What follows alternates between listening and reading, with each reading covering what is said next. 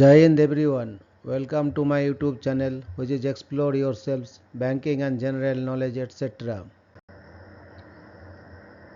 From Mailroom to Corner Office, A Banker's Journey by Dr. R. Srinivasan.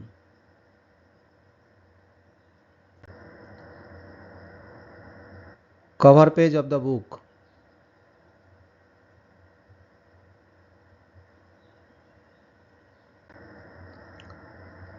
Today, that is 20th May 2025, I am sharing episode number 6. YouTube link of episode 1, episode 2, episode 3, episode 4 and episode 5. Early work experiences. Lack of proper education made me feel that I was not equal to the others in the free Indian society. They also promoted some indoor games such as carom, chess and cards. Slowly I picked up these games and became very proficient in them. In particular, I became very successful at carom and chess. That changed the equation between me and other members. I started getting some recognition and was beginning to be treated as an equal to the others. If there were turning points in my life, I would recognize my joining this band of youngsters as the first and perhaps most important one. I started taking active part in the affairs of the society, such as organized picnics, lectures by eminent persons, and taking part in games tournaments. As I was among these educated youngsters, it had an effect on me. Slowly I picked up the courage to speak in English. Initially I was ridiculed for using the wrong words, but I suffered those moments in silence. By 1948, I had appeared for an examination conducted by the Madras Public Service Commission. Through such examinations, the Service Commission selected candidates for government jobs. Luckily, I passed the exam and was selected to join the judiciary services as a clerk in the office of the Administrator General and Official Trustee of Madras. The office was in the premises of the Madras High Court. It was one of those colonial buildings, very imposing and majestic. I did not know how to go about joining the job, and so my father took me there on the first day. We went to the office of the AG and OT and met the superintendent, Mr. Sharma, and then the AG and the OT. My father talked to them for a while, and at the end he made a request to the boss that he would be leaving me to his care and was about to take his leave. The AG and OT appeared surprised and shocked as the superintendent and the AG and OT were under the impression that my father was the candidate who was reporting for duty. However, when he learned that I was to join, he called the superintendent of the office, Mr. Sharma, and said, "The service commission has sent us a baby. Please find a cradle for him." That is how my service to the government of Madras started. The post called a clerk carried a salary of rupees 45 per month and a dearness allowance of rupees 29, making a total of rupees 74. What a jump from the rupees 35 that I was getting at the C2. Much later I would find that the nature of work was something like that of a ledger keeper in a bank. Under the auspices of the High Court, the office of the Administrator General and official trustee became the administrator of the properties of people who died without legal heirs or where there was a dispute between the heirs apparent. If the properties were residential or commercial, they were let out by the AG and OT on the rental basis. Bill collectors from the office of AG and OT went out on a daily basis and collected the rent and brought the money to the office in the afternoon.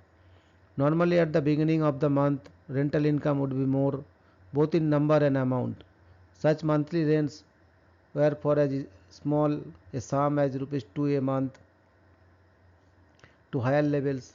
In 1948, rupees 2 was considered a substantial sum. To wit, Rupees 2 was the monthly pocket money that my mother used to give me when I handed over monthly salary to her. Believe me, I could not spend the entire amount in a month. I used to save almost a rupee and a quarter. That meant that I could survive on 3/4, which can be reckoned to 75 paise of a rupee a month. At the instance of my mother and other well-wishers, I joined a commercial institute that imparted training in shorthand and typewriting. The institute was called the Modern Institute of Commerce and they charged rupees 3 per month for each of the subjects. I learned both but passed only the typewriting exams in 1948. I was commuting to the new office by foot and occasionally had the luxury of travelling by bus, which cost 1 anna one way. The transport department was running number 8 bus that I used to board at the northern end of the street. The bus stop was known as Ibrahimji Sahib Street and I would alight at the Paris corner, which was just opposite the High Court buildings. Paris corner got its name because the Perry and Company that manufactured toffees that its imposing office building named Dare House at the corner of the road called Netaji Subhash Chandra Bose Road or First Line Beach. The bus used to run on the first line beach road that had many important offices along it, such as the small causes court, GPO, and the Central Telegraph Office, as well as financial institutions such as the National Bank of India, Mercantile Bank Limited, Indian Bank, Customs House, Madras Collectorate, Madras Harbour, and Beach Railway Station, which was a terminus for electric trains.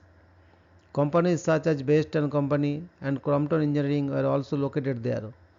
Looking out of the window of the bus, I used to have wistful thoughts that I would like to work in one of those buildings. The most attractive was that of National Bank of India Limited. It was a British bank with a head office in London at 26 Bishopsgate, EC2, although it was called National Bank of India as Pandit Jawaharlal Nehru described it in one of his books. It was neither national nor Indian.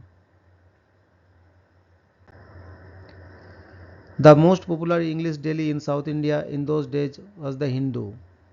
All elite people used to read that paper. I came across an advertisement in that newspaper that a British bank wanted clerks for its office and asked candidates to apply in their own handwriting.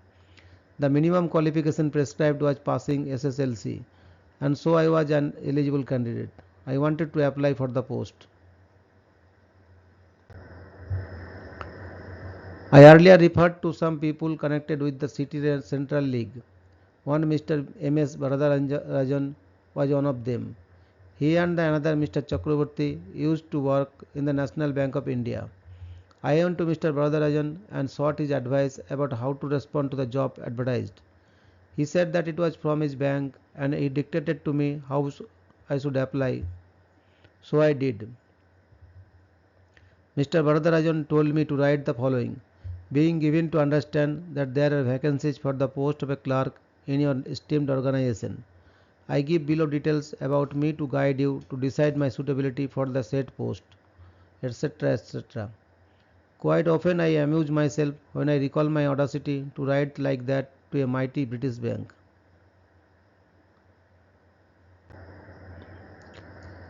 Later on I learned that there were nearly 900 applications for just 10 posts, and 100 of those applicants were selected on the basis of their handwriting and were asked to answer a written test. I am fortunate to possess a good hand even now, and so I was one among that 100. The exam was in 3 parts: English, arithmetic, and geography. Purely based on the marks I obtained, the job was offered to me. By the time the test was over, the manager of the bank, who was an Englishman called Mr. James Kirtan, asked those who knew shorthand and typewriting to stay behind. Meantime, the answer papers have been corrected, and during the interview that followed, the said Englishman told me that I had scored a big globe in my geography and that my answers for the English questions were not bad and that I had scored 100% in my mathematics. He offered me a clerical post in the bank. I joined on March 1, 1949. The salary per month was rupees 55 and dearness allowance of rupees 45, making a total of rupees 100. Thus began the saga of my banking experience. Early work experiences completed. Next chapter will be entry into banking and will start through next episode.